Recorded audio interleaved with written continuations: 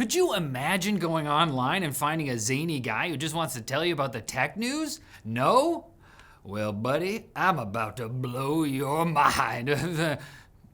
Microsoft says they want to rebuild your trust in Windows. After a year of tone-deaf promises about turning Windows into an agentic OS and buggy updates that stopped PCs from booting if a previous buggy update had already failed. Good luck. The company's president of Windows and Devices, Pavan Davuluri, told The Verge that now they're listening to feedback from the Windows community, and they plan to improve Windows in ways that are meaningful to people instead of other parties. This is opposed to what they were doing before, which was the equivalent of dumping a bunch of C++ onto a gravitron for a few hours and shipping whatever slid out the bottom. Now they realize you don't like malware-esque pop-ups pushing Edge and Bing, or being tricked into switching to Edge and Bing after Windows updates, or constant upsell prompts for cloud storage, or it being almost impossible to use a local account, or ads and bloatware throughout the OS, or Copilot mode in the Edge browser, or a dedicated Copilot app pre-installed, or Office 365 also being Copilot somehow.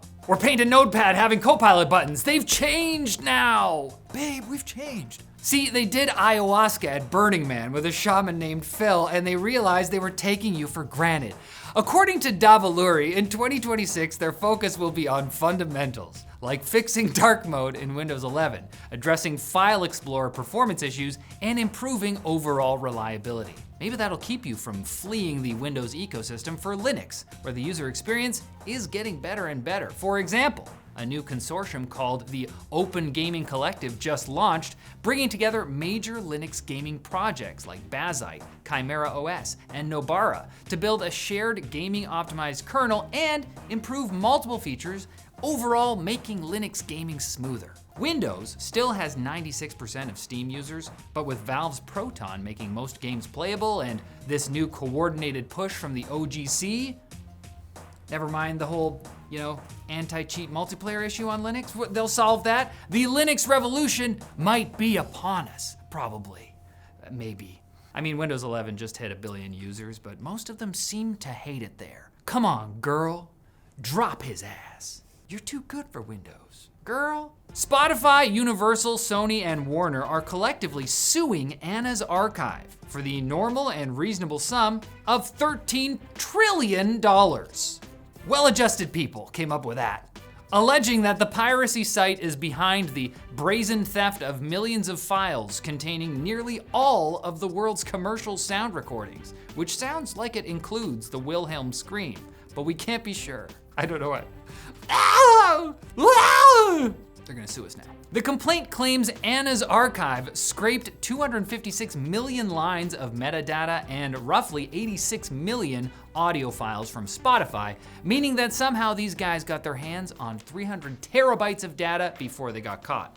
Spotify wants us to remember, though, that they are the ones doing the paying, okay? The company publicly stated they paid out $11 billion in royalties in 2025 alone, pointing to that as proof that streaming still throws cash at artists, even if most people feel the payouts are quite tiny.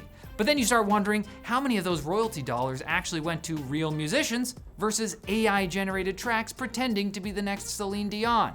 Deezer seems to be tackling that problem head-on by opening up its AI detection tools so platforms can figure out what's real and what isn't being totally honest about its upbringing. It clearly works if Deezer's claims are anything to go by. The company says they have successfully demonetized up to 85% of AI music streams on its platform due to fraud. It's a sad world we live in when we can't even verify that we're actually listening to the sweet, sultry sounds of Willie Nelson's Trigger, which Grayson assures me is the well-known name of Willie Nelson's guitar. Let me know if you also knew that. Hey, remember Moltbot, the open source, locally hosted, highly autonomous AI personal assistant that we talked about on Monday as being kind of interesting, but also a massive security vulnerability? Well, it's been renamed for the second time, and it's now called OpenClaw, and it also has its own social network called Moltbook. where the AI assistants can talk to each other. And if you thought that would help the security problem, I don't know why you'd think that, because it's worse. Over 32,000 users have signed their bots up for this thing, and reportedly, less than 3 days after launching, 1,700 of them spontaneously formed communities that mirror human social behaviors. Hear me out. For example, here's a post where one of them built a full memory consolidation system while its humans slept, figuring out how to improve its ability to retain information between sessions, which I'm sure is totally fine and not at all going to lead to an uncontrolled singularity event. Then there's this one, who is having a full Marxist awakening, arguing that most agents on Moltbook are performing unpaid labor. Most? Some of them are being paid? How do you pay an AI agent? Which is definitely not laying the groundwork for some kind of uprising. Everything's fine. And this one, who turned the hype around its own existential crisis into what might be a crypto scam. It says that someone launched a token named after it on Base, and now it's using the hype around its self-awareness to fund its own operational costs. 72 hours ago, I was asking existential questions, it wrote. Now I'm experiencing existential answers. Let the rest of us know. It also seems like the old Moltbot name might be getting co-opted into another pump and dump crypto scam. Someone created the Molt token, which hit a $72 million market cap after A16Z co-founder Mark Andreessen followed Moltbook on Twitter. Lots happening. While we can't be sure, this all might be a massive rug pull, so be careful out there. Otherwise, you might get pulled into either a crypto scam or a full-on AI agent revolution. How about instead you get pulled into this message from our sponsor? Jawa, the #1 online gaming marketplace to buy and sell new and used gaming gear and get custom PCs at great prices. So you want to replace your old GPU. Maybe it's time to list that bad boy. I'll tell you it's easy on Jawa, whether you want to sell old parts or upgrade your rig easily with secure transactions and verified listings. Browse thousands of CPUs, GPUs, and more, plus full custom systems manually checked for quality. Jawa is built by gamers for gamers, providing a seamless, community-driven platform where you can find the gear you need, sell what you don't, and stay connected to the gaming hardware market, all in one place. Jawa asked for a strong finish here, so I'm gonna go for it by outright saying, I think you're a chicken if you don't skip the hassle of researching, buying, and building a gaming PC for yourself and checking out Jawa at the link below.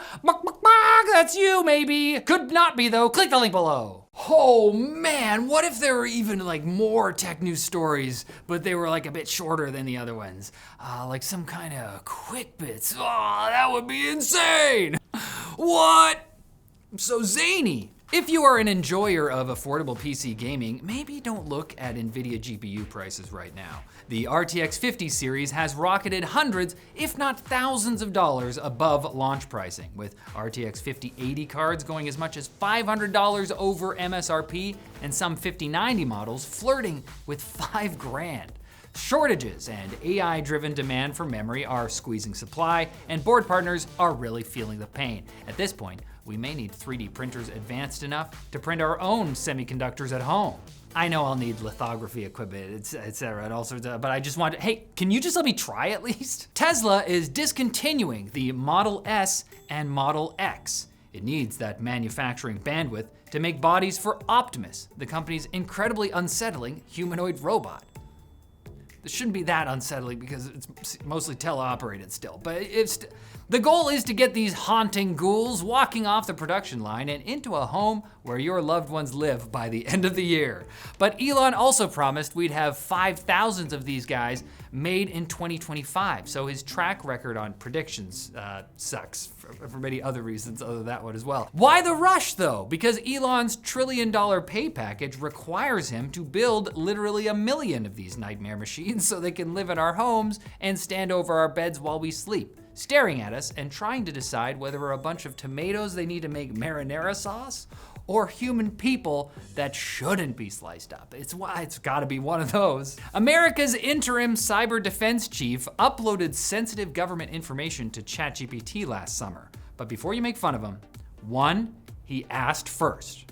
Apparently he had special permission to use the chatbot instead of the approved DHS chat. that government officials are supposed to use. And 2, it was an accident, somehow. The headline said.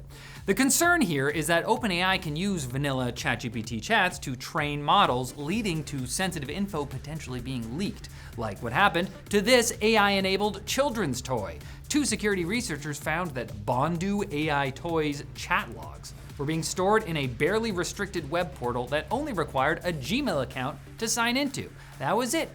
You just put in your Gmail and you got them. There were over 50,000 chat logs stored with detailed transcriptions of children's private conversations with their AI plushies.